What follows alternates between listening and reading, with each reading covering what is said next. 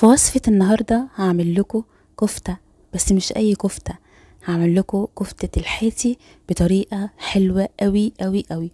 كفتة كده تدفيكوا في برد الشتاء، معاها بقى شوية بطاطس تحتها كده، معمولة بطريقة سهلة جدا وبسيطة جدا، والطعم في الاخر حكاية.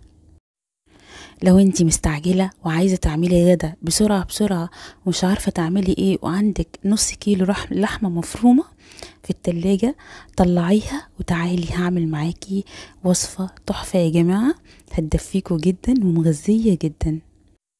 حطوا لايك للفيديو، اشتركوا في قناتي، دي قناتي اكلاتي واختراعاتي.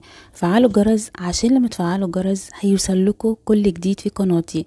تعالوا نصلي على الرسول، اللهم صلي وسلم وبارك على سيدنا محمد. بصوا بقى يا حبايبي، تعالوا بقى نشوف عملنا الوصفة دي ازاي. جبت نص كيلو من اللحمة المفرومة، دخلها نسبة دهن، هفرم عليها بصلاية كبيرة في الكبة، يعني مفرومة في الكبة ناعم. بنزل عليها شوية من البقدونس، وبنزل كمان عليها نص معلقة كبيرة من الدقيق، ونص معلقة كبيرة من النشا، ومعلقة كبيرة من البقسماط. تمام، كل الحاجات دي بتفرق جدا في طعم الكفتة.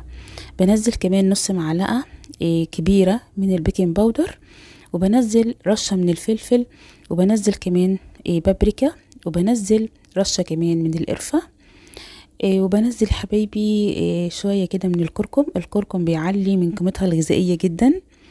نص معلقة كبيرة من توابل اللحمة، دي بتفرق جدا برضو في طعم اللحمة وفي طعم الكفتة.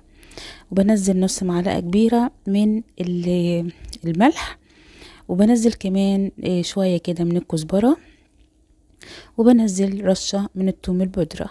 تمام كده، بحط بقى المكونات دي كلها كده على بعض بالشكل اللي انتوا شايفينه ده، وبقلب كل الكلام ده كويس جدا جدا بالشكل ده. عايزاكم بقى يعني تقلبوا فيها كده وتعجنوا فيها لمدة كده دقيقتين 3. العجن ده يا جماعة بينجح جدا الكفتة، وبيخليها متماسكة كده في بعضها، ولا بتفرفت منك ولا اي حاجة. بتجيبيها بقى بعد ما تعجنيها، بتدخليها التلاجة ترتاح كده يعني نص ساعة. تمام، تعالوا بقى نشوف هنعمل ايه. بجيب كده بطاطس معايا، تعالي بقى جيبي 3 4 زي ما انت عايزة. بتجيبيها وبتقطعيها. انا مقطعها كده سمك كده كبير شوية زي ما انتوا شايفين كده. عاوزين تقطعوها رفيعة شوية عادي جدا، مش هتقول لأ. تمام كده، بصوا انا عايزة التقطيع، انا مقطعها التقطيعة دي بتبقى حلوة جدا مع صينية الكفتة. بعد كده حبايبي، بعد ما بقطعها بقى بنزل عليها شوية من الفلفل. تمام، لو يعني ممكن تنزلي بقى شوية من بهارات اللي هي بتاعت الجبنة دي، اللي طعم الجبنة بتاعت الشيبسي وبتاعت الفشار والحاجات دي. لو ما عندكيش تنزلي شوية ملح وشوية فلفل عادي جدا، بتبقى طعمها حلو قوي برضو. تمام، بعد ما انزل بقى شوية كده من التوابل دي وشوية من الفلفل، بجيب صينية وما بدهناش اي حاجة خالص، بجيبها وبظبط فيها بقى البطاطس بالشكل اللي انتوا شايفينه ده. بعد كده بجيب بقى الكفتة بتاعتي، بجيب حتة كده واكورها في ايدي، ويعني وبصبعها كده بقى، بصبعها بعملها كده بالشكل ده، شايفين اهو. تمام اهو. عايزين بقى تعملوها بقى ايه مدورة، عايزين تعمليها كور، عاوزين تعمليها طويلة كده بالشكل اللي انا عاملاه ده. تمام، بتحطوها بالطول كده على البطاطس، يعني البطاطس بالعرض والكفتة عليها كده بالطول. تمام، انا عملت لكم الاول كفته، يعني عملت لكم الطريقه دي. تعالوا بقى نعمل الطريقه بتاعه الشيش طاووق. بتجيبي برضو كوره من الكفته، وبتحطيها كده على عصايه الشيش طاووق، وبتضغطي عليها كده بالشكل ده. تمام، يعني ما عندكيش عصايه الشيش طاووق تقدري تعمليها عادي جدا بايديكي. بعد كده حبايب قلبي بجيب بقى بعد ما بخلصها بقى بكون قايده الفرن على درجه حراره 180 يسخن معايا. بعد بقى ما الفرن بيسخن معايا، بحط الكفتة بتاعتي وبسيبها في الفرن لمدة نص ساعة. تمام كده، على درجة حرارة 180. بتطلع معايا كده بقى، شايفين شكلها حلوة قوي قوي، وطعمها تحفة وطرية جدا يا جماعة. يعني بصوا عايزة اقول لكم تحفة. والبطاطس لما نزل عليها كمان بقى الصوص بتاع اللحمة، بيخليها تستوي وبيخلي طعمها جدا، يعني بصوا في منتهى الجمال. يعني بصوا، ولا بقى قلتيها في الزيت ولا اي حاجة، حاجة كده تجنن. عايزة اقول لكم الوجبة دي حلوة قوي في الشتاء، بتدفي بجد. ممكن تعملي جنبها بقى مكرونة، ممكن تعملي مكرونة سباكيتي زي ما انا عاملة، ممكن تعملي جنبها مكرونة من اللي هي الصغيرة، ممكن تعملي شوية رز. على فكرة مثالية جدا جنب اي حاجة يعني. ممكن ما تعمليش جنبها مكرونة خالص وتكتفي خلاص بالكفتة والبطاطس وشوية سلطة وبالعيش.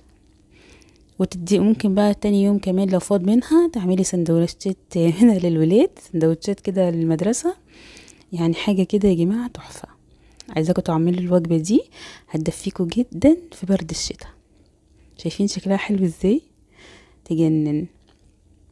الاطفال هيعشقوها بجد، والكبار كمان. لازم تاكلوا المكرونة دي، يعني لازم تاكلوا الوجبة دي وهي سخنة عشان تحسوا كده بالدفى. جربوها بقى بطريقتي بجد، مش هتندموا ابدا. يعني فكرة غدا كده سهل وسريع. محتارة بقى تعملي غدا ايه وعندك لحمة مفرومة، طلعيها وادخلي اعملي الوصفة القمر دي في منتهى الجمال والسهولة. شايفين الكفتة؟ عايزة اقول لكم بجد الكفتة طرية جدا، يعني طرية وحلوة كده في نفس الوقت. يعني في ناس بتقول يعني بيقولوا إيه بيعملوا الكفتة وساعات بتنشف منهم، ساعات بتبقى ناشفة كده جامد يعني. وساعات بيعملوا الكفتة وتبقى لما بيطلعوها من الفرن بتتفرفت معاهم، لما يجي مثلا يطلعوها من الصينية بتتفرفت وبتكون لازقة. لا لا، الطريقة اللي انا عاملها لكم النهاردة دي حلوة قوي قوي قوي، ولا هتلزق ولا هتفرفت ولا هيجرى لها اي حاجة. وكمان عشان احنا كمان حاطين تحت الكفتة بطاطس، فالصوص اللي هينزل من الكفتة هينزل على البطاطس هيسويها، وفي نفس الوقت مش هيخلي الكفتة تلزق. تمام كده. عايزاكم بقى تجربوها بطريقتي وان شاء الله هتعجبكم وبألف هنا. استنوني بقى في وصفة جديدة وفيديو جديد، وبحبكم قوي، ومع السلامة وباي باي. ما تنسوش بقى تحطوا لايك للفيديو وتشتركوا في قناتي وتفعلوا الجرس عشان يوصل لكم كل وصفاتي الجديدة. لما تفعلوا الجرس هيوصل لكم كل وصفاتي الجديدة. باي باي بقى، واشوفكم ان شاء الله في وصفة جديدة. مع السلامة.